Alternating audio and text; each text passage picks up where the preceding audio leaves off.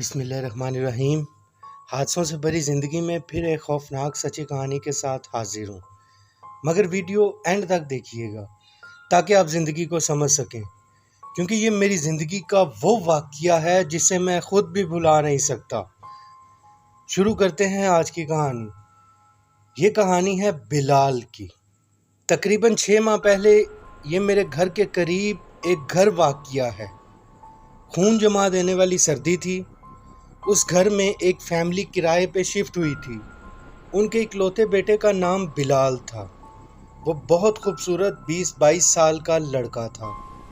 उसके वालिद से मस्जिद में पहली मुलाकात हुई। 3-4 मरतबा मोहल्ले में बात करने का वक्त मिला तो पता चला बिलाल पे जिन्नात का बसेरा है। मुझे सुनकर बड़ी हैरत हुई। बिलाल के बाबा से थोड़ी देर मुलाकात के बाद मैंने बिलाल से मिलने की ख्वाहिश जाहिर की, जो उन्होंने खुशी से कबूल कर ली। कुछ देर बाद मैं उनके ड्राइंग रूम में बैठा हुआ था कि अचानक बिलाल सामने सोफे पर आकर बैठ गया। वो मेरे पीछे कुछ देख ही जा रहा था। मैंने बात का आगाज़ किया, बेटा क्या करते हो आप?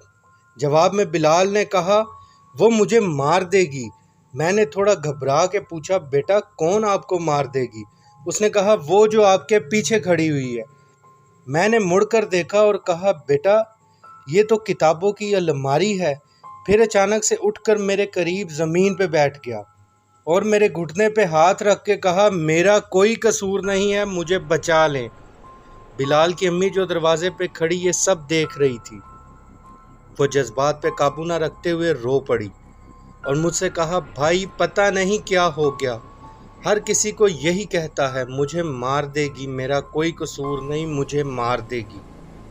मैंने पूछा, ऐसा कब से है? तो बिलाल की अम्मी ने बताया, इससे पहले जिस घर में हम शिफ्ट हुए थे वहाँ एक जामुन का दरख्त था। बिलाल ने उस दरख्त पे एक दिन कील ठोकर परिंदों की कनालियाँ लटकाई थीं। उस दिन से इसका ये हाल हो चुका है। मैंने कहा, आप परेशान ना हो, हम कल इस बच्चे को किसी फ़कीर को दिखाने ले जाएंगे। मगर सुबह एक ऐलान ने मेरी धड़कन को बखेर दिया। मुझे पता चला बिलाल रात अपने बिस्तर पर मुर्दा हालत में पाया गया है और डॉक्टर्स ने वजह दिल के फट जाने की लिखी है।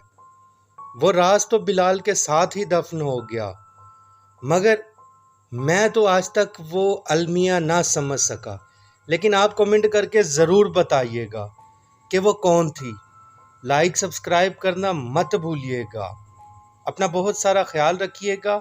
मिलते हैं ऐसी ही सच्ची कहानी के साथ अगली वीडियो में। तब तक के लिए अल्लाह हाफिज़।